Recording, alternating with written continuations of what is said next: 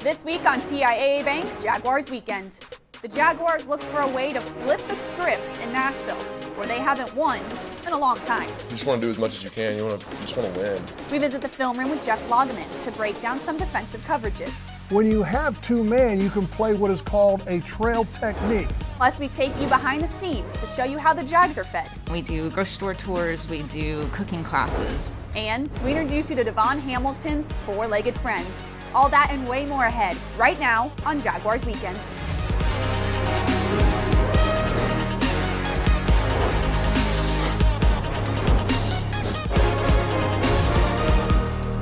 This is TIAA Bank Jaguars Weekend. TIAA Bank, turn potential into progress.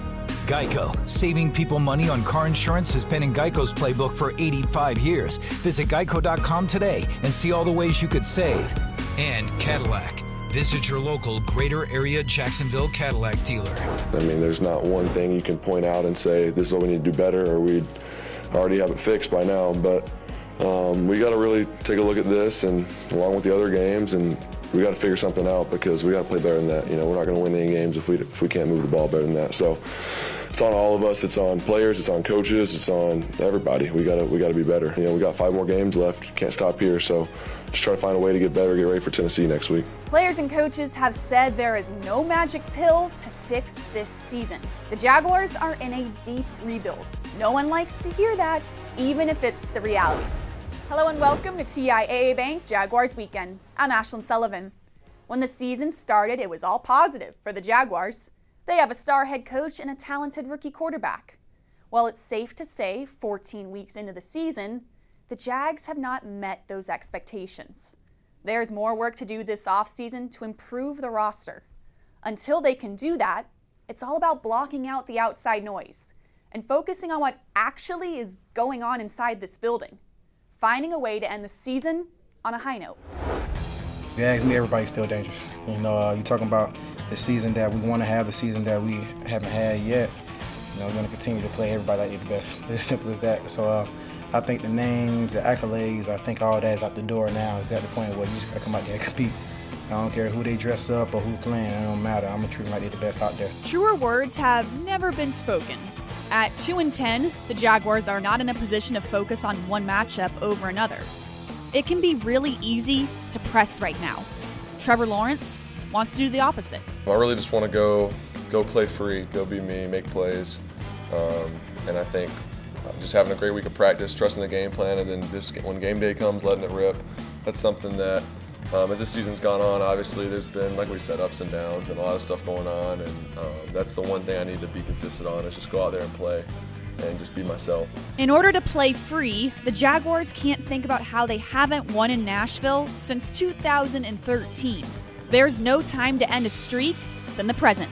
We don't talk about that. We try to live in the moment. So we're gonna go in this week. Shit, this is another game. We got to win.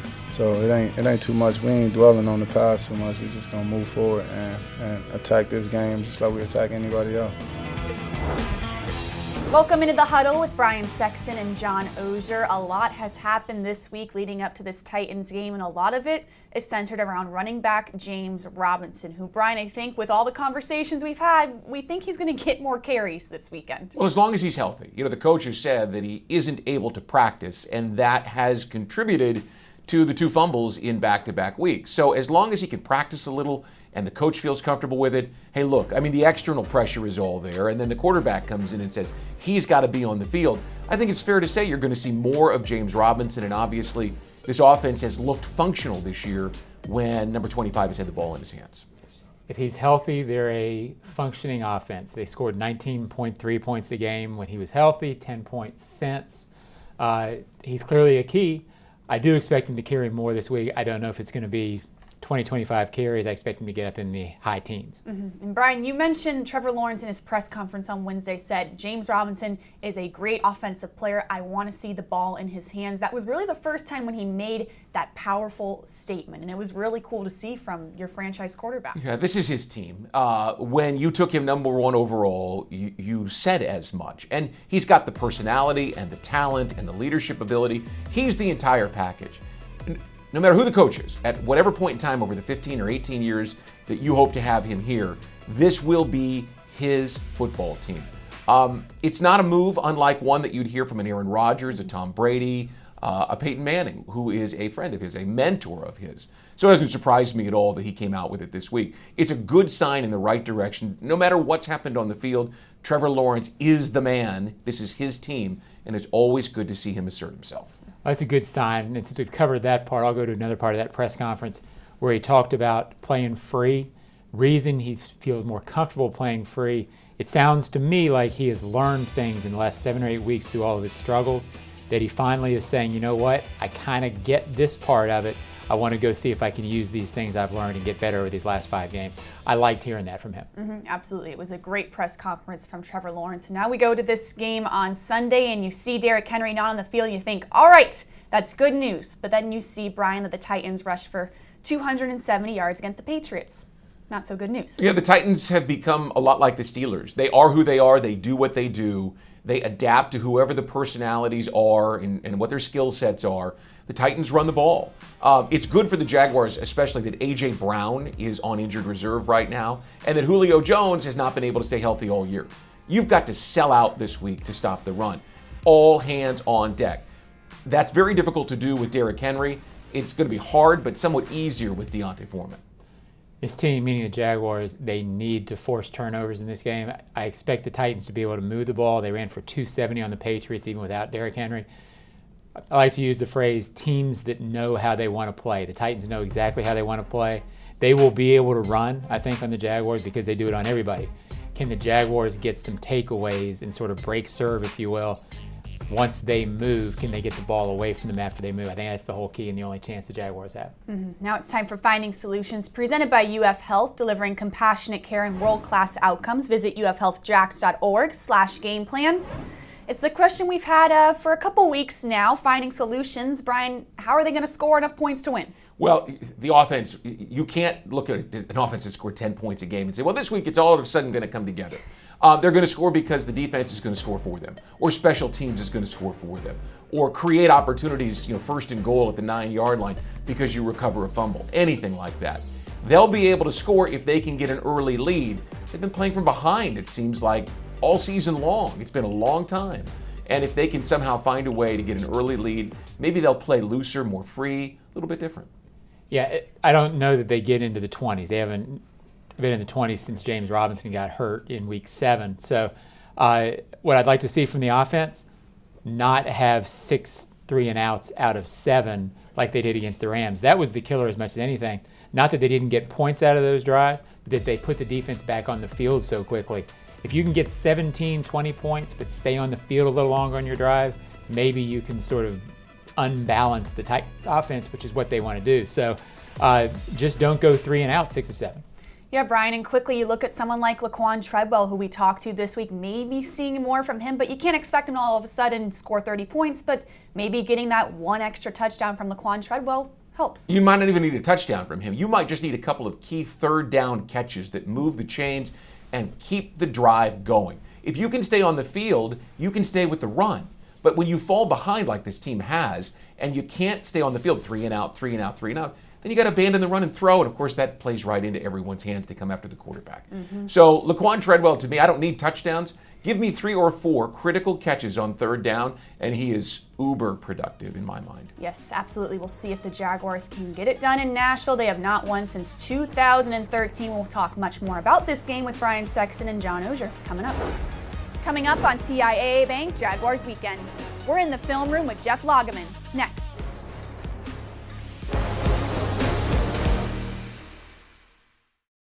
Jaguars Weekend is presented in part by TIAA Bank. Turn potential into progress. And by Geico. Saving people money on car insurance has been in Geico's playbook for 85 years. Visit geico.com today and see all the ways you could save.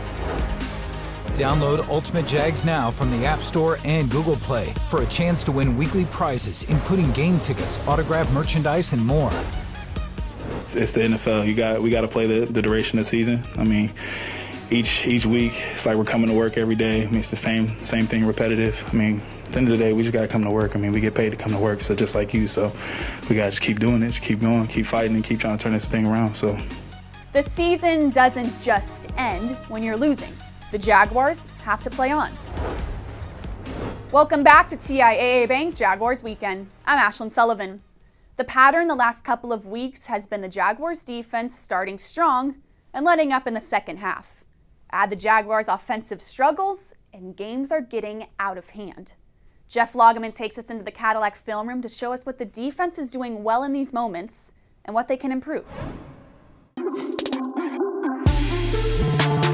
Dropping to Stafford, fires deep downfield, and that ball is going to be incomplete. He wanted Odell Beckham Jr. Welcome into the football lab, and in the past we've talked about cover two and the cover two zone concept. This week we're going to talk about cover two man and the principle of having two deep safeties having half of the field each still applies. The difference here is that you're playing man underneath, and against the Rams were trying to get Odell Beckham Jr. on a deep route.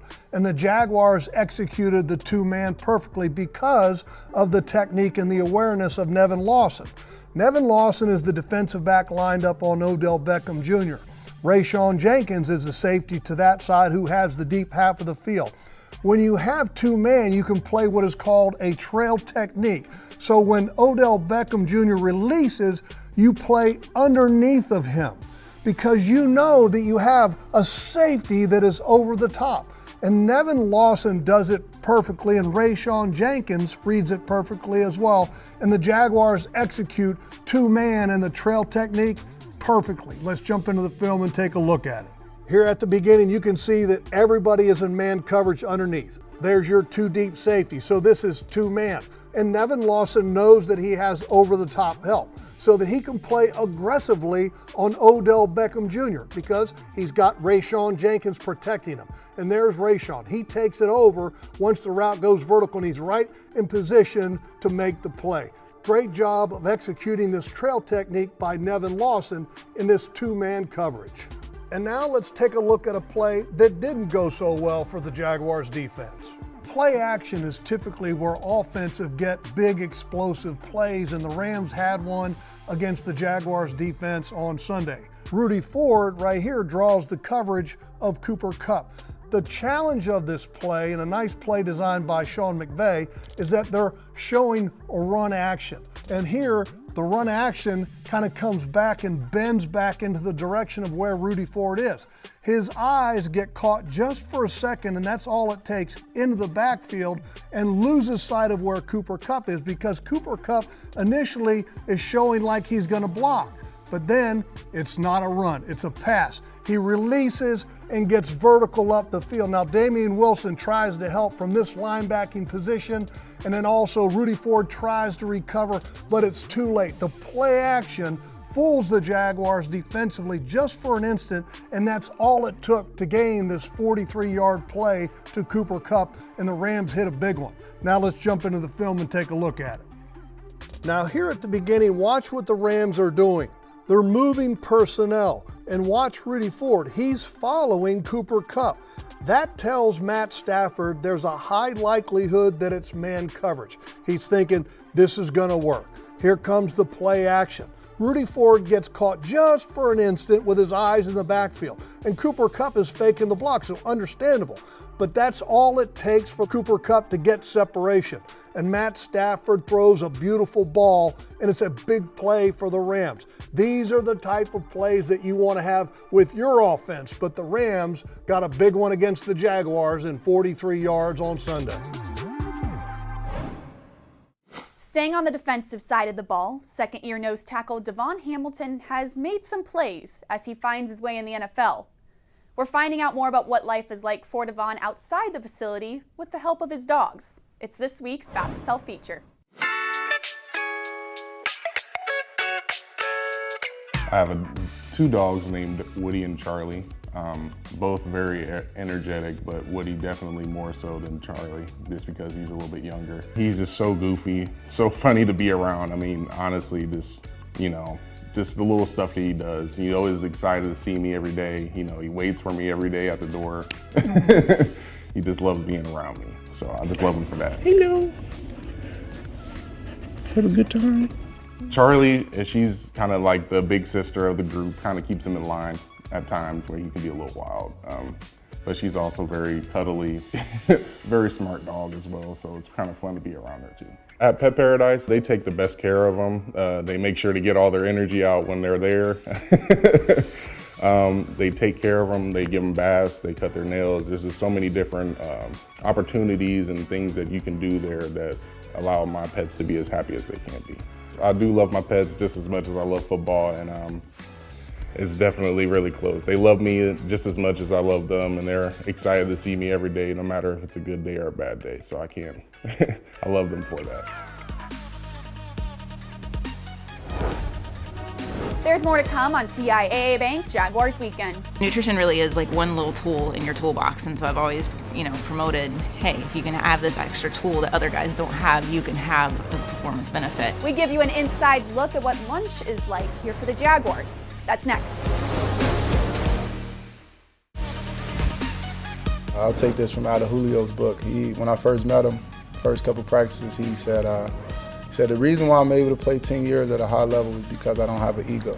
And, that was my chance to lose my ego in a sense where it's like, yeah, I know I had a great camp, and my ego say, no, I don't sign back. And I've made that mistake in my career before where I didn't sign back to a team or a practice squad. And with me trusting that, without having this ego, things will work out for the better. If I just trust in the coaches and what they see, how this is going, everything will work out for the better. So again, there's Julio being a great guy helping me out. A pretty cool story. Great advice given from Titans wide receiver Julio Jones that I think we all can relate to. We're back on TIAA Bank Jaguars Weekend. Lunchtime is always a big topic at the stadium. As you can imagine, it's a lot of work to feed all these players. Fueling the athletes on game day is crucial to their success. No one knows that more than Director of Performance and Nutrition Mindy Black.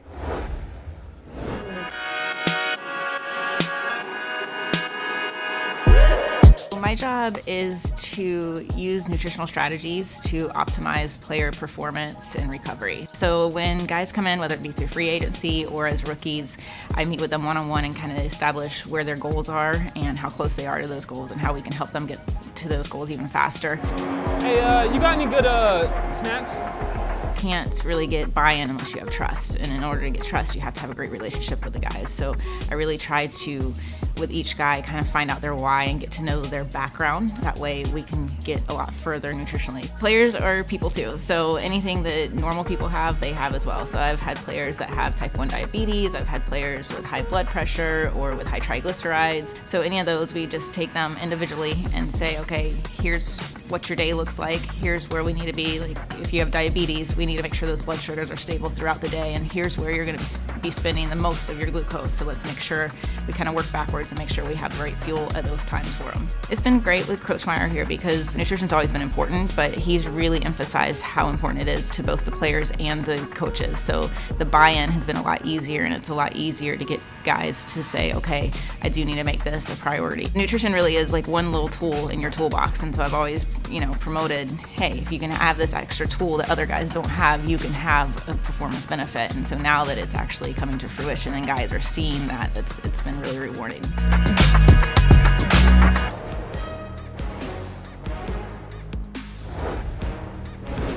Still to come, Sexton and John Oehser are back with the ways to break the curse of the Jaguars playing in Nashville.